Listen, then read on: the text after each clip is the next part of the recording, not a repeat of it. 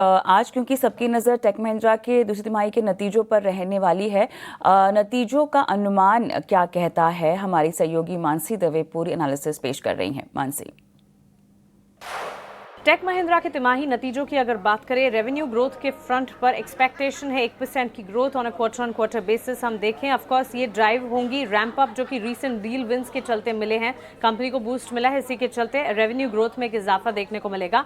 Hi tech जो है muted performance of course दिखाएगा क्योंकि सेमीकंडक्टर क्लाइंट वीकनेस है, वहां पर एक इमर्जिंग स्पेस है और धीरे स्लोली इवेंचुअली एक अप मूव नजर आ सकता है। मार्जिन के फ्रंट पर इंप्रूवमेंट 50 बेसिस पॉइंट्स के quarter on quarter basis expect करके चल रहे हैं हम। 11.6% मार्जिन नजर आ सकते हैं। ये मार्जिन के पीछे की वजह की अगर मैं बात करूं, लोअर सब कॉन्ट्रैक्टर कॉस्ट है, SG&A एफिशिएंसीज हैं और 13% एग्जिट मार्जिन जो बिल्ट इन बाय FY26 है, ये कुछ वजह रहेंगी। सेगमेंटल आउटलुक की अगर बात करें, ग्रोथ ड्राइवर्स BFSI और रिटेल सेगमेंट रहेंगे। म्यूटेड परफॉर्मेंस मैन्युफैक्चरिंग और कम्युनिकेशन से नजर आएगी और early signs of stabilization weaker segments में नजर आ सकते हैं। तो ये तमाम चीजें हैं जिस पर फोकस होगा। कुछ चीजें जो कि वॉच आउट करनी होगी कि मॉनिटरेबल्स के लिहाज से मार्जिन गेन्स ट्रैजेक्टरी, मैनेजमेंट अगर कोई कमेंट्री देते हैं मार्जिन के फ्रंट पर, BFSI और CME का परफॉर्मेंस और साथ ही डील TCV ट्रेंड्स पर भी हम नजर रखेंगे।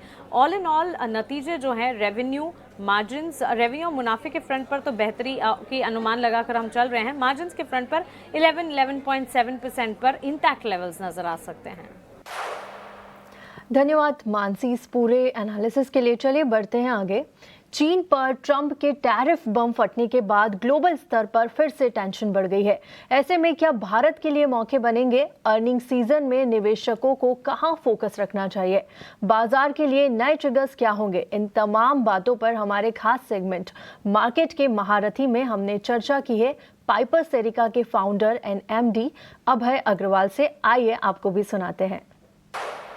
सर, ये आपको लगता है कि टैरिफ वाली जो चिंता है बाजार को अभी और परेशान करेगी, या फिर द वर्स्ट इज बिहाइंड, अब ज्यादा हमें डरने की जरूरत है नहीं? और दूसरी चीज में आप जोड़ दीजिएगा कि FIs की जो बाइंग आ रही है, क्या आपको लगता है कि ये सस्टेन कर पाएगी? जी, गुड मॉर्निंग अभिषेक जी।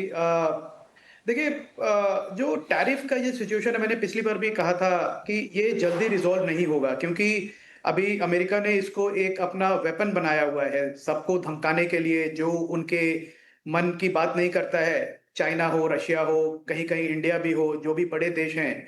तो ये मुझे लगता है कि जब तक ट्रम्प हैं, ये किसी ना किसी फॉर्म में टैरिफ की धमकियां ये चलती रहेंगी, क्योंकि वो चाहते हैं कि उनके मन से दूसरे देश चलें और वो होगा नहीं। तो ये जो टैरिफ का डर है, टैरिफ की धमकियां हैं, ये तो अगले 6 महीने तक मुझे नहीं लगता जाएगी। हर हफ्ते रिजॉल्व होगा टैरिफ का इशू और उसके 3-4 दिन बाद फिर से खड़ा हो जाएगा। तो इन्वेस्टर्स को ऐसे माहौल में ही अपॉर्चुनिटीज